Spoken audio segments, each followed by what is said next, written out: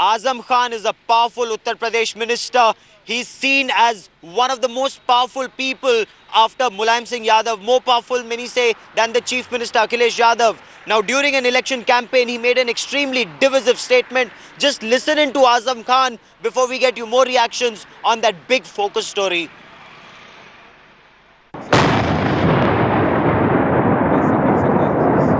The summer of 1999. Pakistani troops infiltrated along 150 kilometers from the Mushko Valley to Siachen in the Kargil sector. The Indian Armed Forces mounted one of their most intense operations post-1971 war to push back the Pakistan Army. 530 brave soldiers made the supreme sacrifice of their lives to restore the sanctity of the line of control in Operation Vijay that lasted 60 days. And this is what Samajwadi Party's second most powerful man had to say on the Kargil victory. मैं हिंदू भाइयों से खास तौर से कहने आया हूं कि हमें दिल से लगाओ, हमसे मोहब्बत करो, इसलिए मोहब्बत करो कि कारगिल की पहाड़ियों को फतह करने वाला कोई हिंदू नहीं था. There was nationwide outrage as Azam Khan's crass attempt to communalize the election and the armed forces. अगर ये बात कही जाती कि आज तक जितनी भी लड़ाइयां लड़ी गई है भारत के लिए उसमें हिंदू मुस्लिम मिलकर लड़े हैं तो ज्यादा बेटर होता. Top army sources have described Azam Khan's comments as unfortunate, untrue and regrettable and hope Defence Minister A.K. Antony will set the record straight. So far, he has been silent, but veterans have lashed out at the Samajwadi Party minister. Anybody who talks of caste, creed, religion in the army needs to be condemned. He may be anybody. The war was won by Indians.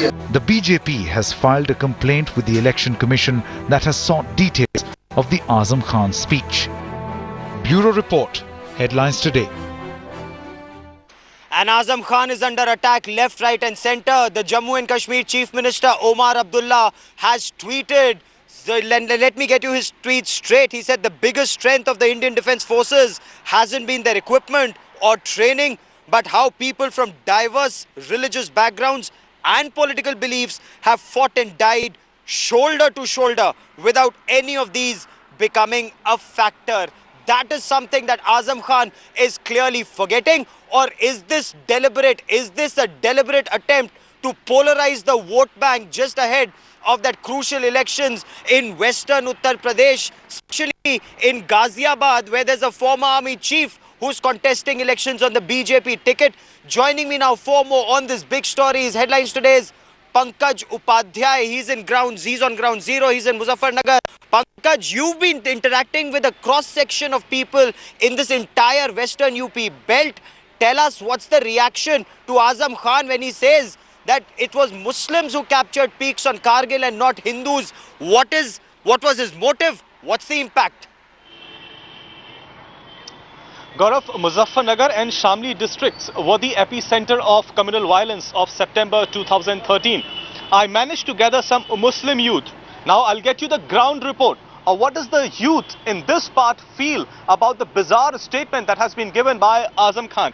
आप मुझे बताइए, सबसे पहले ये बताइए, कल vote करने वाले हैं आप? यस कर. अपना नाम बताएं. मोहम्मद दानिश खान. आजम खान ने क्या कहा था, ये आपको पता है इंडियन आर्मी के बारे में? जी हाँ. अब मुझे ये बताइए कि इस तरीके से बंटवारा करना कि मुसलमानों ने जंग जीती है, इस पर मुस्लिम यूथ की क्या प्रतिक्रिया है?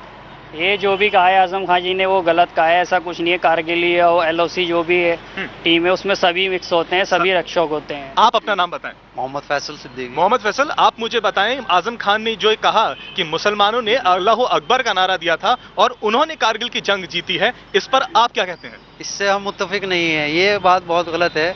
अगर वो चाहते हैं कि मतलब हमारा आर्मी में हम सब होने चाहिए, सबकी जिम्मेदारी होती है, ये पूरे मुल्क की जिम्मेदारी होती है. ये बात गलत है. ये गलत है. आप अपना नाम बताएं. आबिद, मोहम्मद आबिद. मोहम्मद आबिद, आप बताएं, आजम खान ने जो बयान दिया है इस पर आपकी क्या प्रतिक्रिया है? इस पर कोई प्रतिक्रिया नहीं है हमारी. जो आजम खान ने कहा है बहुत गलत कहा है. गलत कहा है. आखिरी वन मोर गौरव, आप अपना नाम बताएं. मोहम्मद समद खान. आप बताएं, आपकी क्या प्रतिक्रिया है? कि आजम खान जी ने जो कहा है ये देश को बांटने के लिए कहा है और मुसलमान और हिंदू एलओसी पे सब साथ ही होते हैं। देश को बांटने की बात कही गई है Gaurav. This is the statement. This is coming out from the heart of Western UP.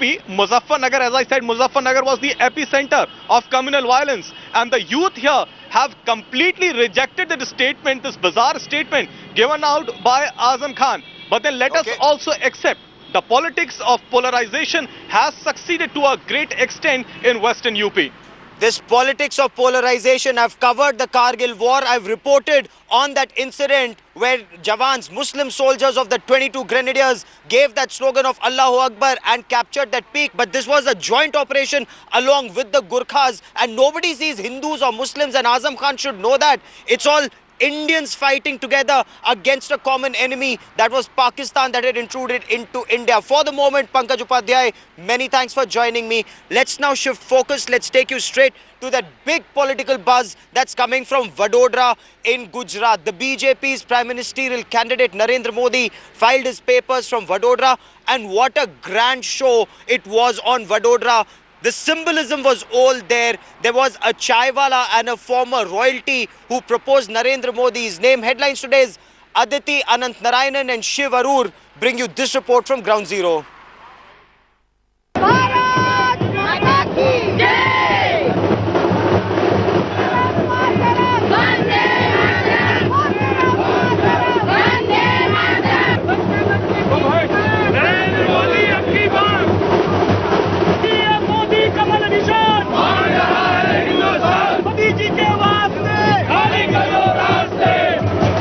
The imagery was unmistakable, the show of strength grand. Narendra Modi turned a mundane filing of nomination into a spectacle with a significant splash of symbolism. And it began right at the beginning. We are standing at Kirti's Thumb, which is the first place from where Narendra Modi will be starting his roadshow in an open jeep. Behind the decked up jeep at Vadodara's Tower of Triumph were armed guards to ensure an accident-free event. 2,000 personnel of the Gujarat police have been deployed here, apart from the local civil police here. On the streets, the preparations were grand and supporters charged up.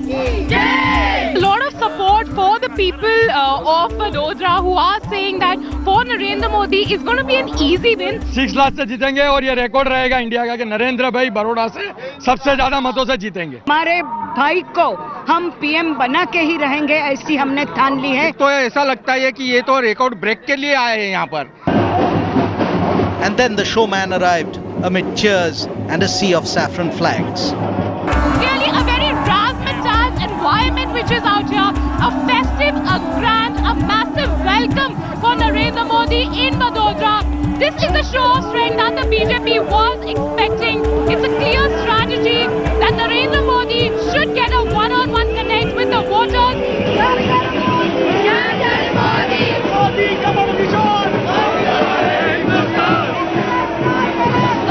Now Vadodara so far has been a BJP stronghold for the past 4 elections. Bharatiya Janata Party has ruled the Vadodara constituency, and that is the prime reason why the BJP top brass felt that Narendra Modi should be fielded from this particular constituency, because this is going to be an easy win for him. And clearly, seeing the massive support that Narendra Modi has seen here for today, it clearly shows that the BJP was right, that probably there is no competition for the Bharatiya Janata Party. The massive build-up brought the cavalcade to the Vadodara Collectorate. The fitting finale played out. In many ways, Narendra Modi's journey to the district collectorate to file his nomination was the actual climax, because when he finally arrived here, when his journey ended here, it was very, very brief. As thousands of people waited outside, Narendra Modi walked all the way down here to the district collectorate, sat down over there in a scene that was drenched in symbolism to actually file his nomination. मैं वडोदरा वासियों का बहुत आभारी हूँ. वडोदरा मेरी कर्मभूमि रही है. इसी से 200 कदम दूरी पर ही मैं बहुत वर्षों तक रहता था. Feeling very happy and feeling proud that today they are going to vote and they are supporting the future Prime Minister of our country. और अभी तो नाम से मेरे को अंदर जाके नाम से कैसा किरण भाई ऐसा बुलाए वो तो अलग ही सन था मेरे लिए. Narendra Modi sent out a very symbolic message. He also said that this wasn't just about the honor of Gujarat, this wasn't just about the honor of Vadodara, this was about the honor of India. In Vadodara, Shiv Arur for Headlines Today. So the buzz in Vadodara is, it's not electing an MP, it's electing a PM. Let's now shift focus. While Vadodara would be giving BJP a lot of happiness, it's unhappiness in Jammu and Kashmir. The party's candidate in Jammu and Kashmir in Srinagar has quit. He's protesting the party's stand on Article 370, says I was not taken in the loop on the party's final stand that it wants Article 370 removed. The PDP and the NC have also reacted. Let's quickly listen in. जो 370 है 370 पे हम debate करेंगे. अगर कश्मीर को अच्छा उसमें फायदा होगा तो रखेंगे, अगर नहीं इसका फैसला कश्मीरी करेंगे. कल जब मंशूर आया, एक दिन पहले मंशूर आया बीजेपी का, उसमें साफ लिखा है कि 370 को हम खत्म करेंगे. 370 के बारे में मैंने कहा कि वो खत्म नहीं कर सकते और कोई भी सूरत से नहीं खत्म कर सकते. लोग पहले होंगे जो फांसी पर चढ़ने के लिए तैयार होंगे, मगर उसे खेलने नहीं देंगे. And I don't think anybody can dare to do anything with this article. It suits BJP to speak against it, and it suits the so-called secular parties to speak for it. I mean, it is. We have been saying it all the time. It is something that connects between the people of J&K and rest of the country. So you just can't, even dream about doing. It's an election, kind of issue for both the sides. Yeah, that's. And Headlines Today, Shuja ul Haq now joins me with the latest from Ground Zero. Shuja, what's the buzz on ground with the BJP candidate in Srinagar doing? Looks like the issue of abrogation of Article 370 in the BJP manifesto is creating a political storm in Kashmir Valley at least. While parties like PDP and National Conference have been vehemently opposing the entire idea.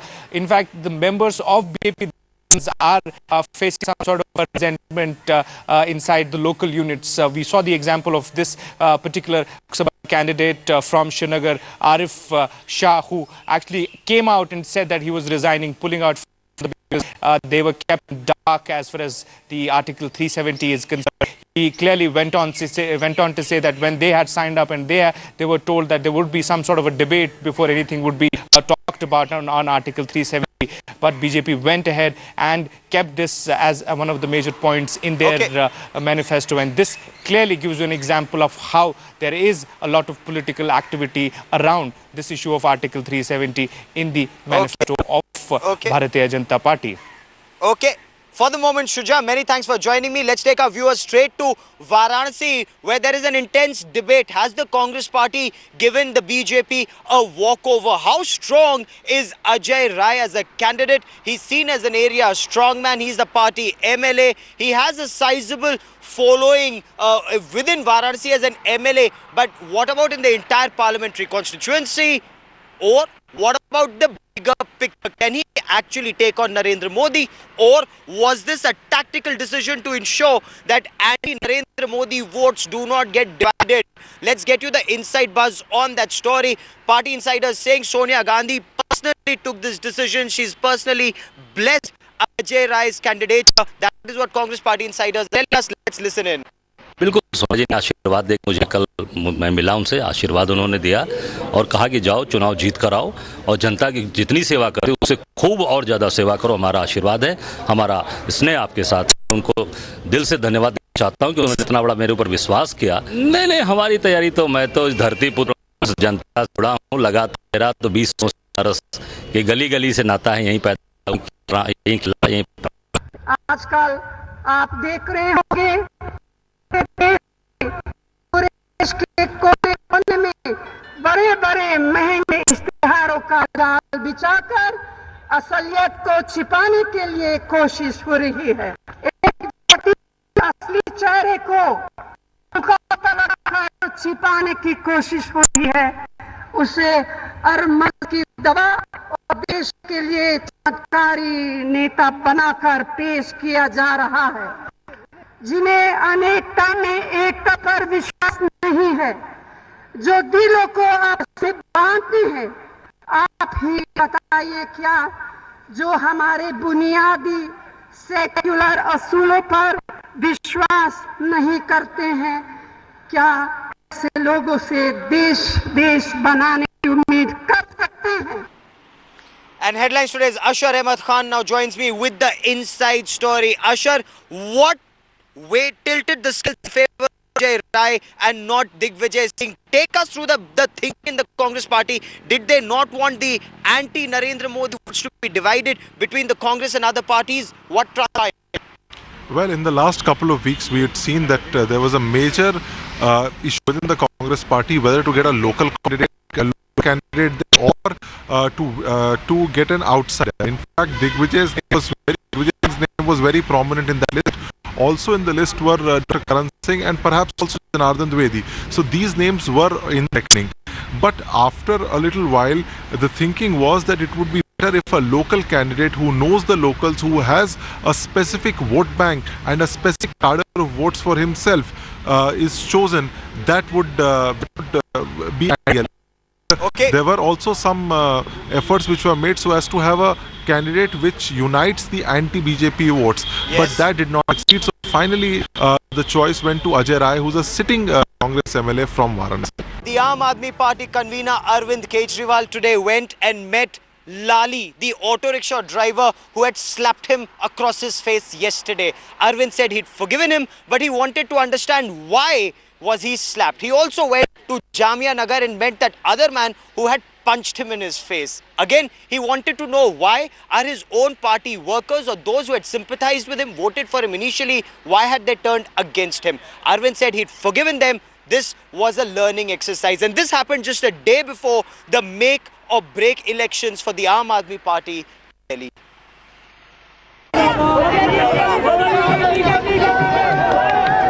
That was yesterday, a slap that hit headlines across the country. Today, the very same hand that shocked him, held by Kejriwal.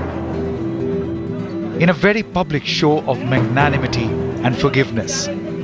The conversation may have been private, but the body language spoke volumes of those watching the obviously stage-managed event.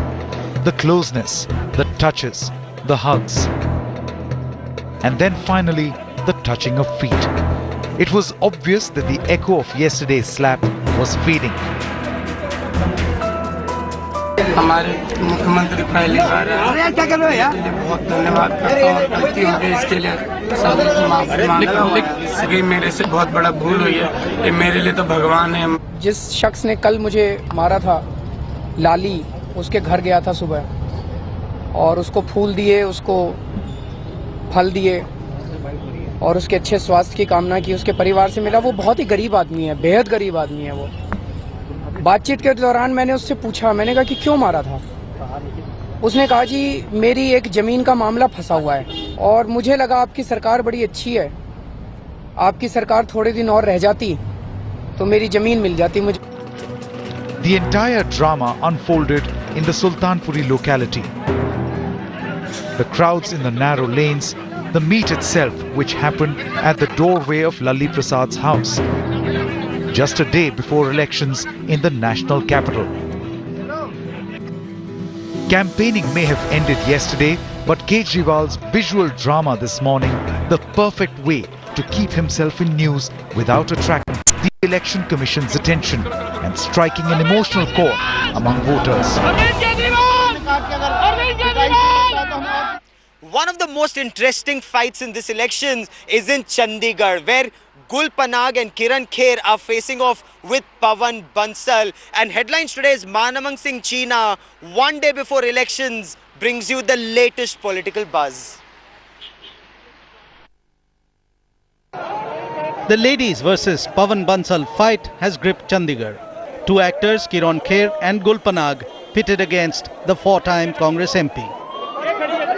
We are at the house of Pawan Kumar Bansal, the Congress candidate from Chandigarh, and this house has served as a war room, so to speak, of Mr. Bansal. And right now he is not present here, but his supporters are present here in some numbers. And last-minute conferences are taking place. Duties are being assigned for the polling booths. Tomorrow, Mr. Bansal is out meeting his supporters.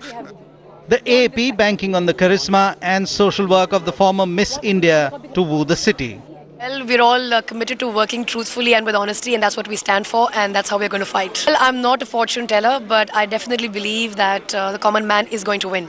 BJP's Kiran Kher, who shed her star status to campaign, is promising action, not words. We are at the headquarters of the Bharatiya Janata Party in Chandigarh, and right now the place is not exactly teeming with supporters. It looks pretty deserted, but we have been told that party workers are out in the field working out the final nitty-gritties as Chandigarh goes to poll. Tomorrow you can see the place is pretty empty, devoid of supporters right now. Just a few of them sitting around. The majority of the workers, we are told, are outside, as is Kiran Kher. We are told that she is holding meetings with supporters at various locations. In an election where corruption is in sharp focus, late satirist Jaspal Bhatti's widow, Savita, has launched the None of the Above party. Bhatti had earlier pulled out as the AAP candidate.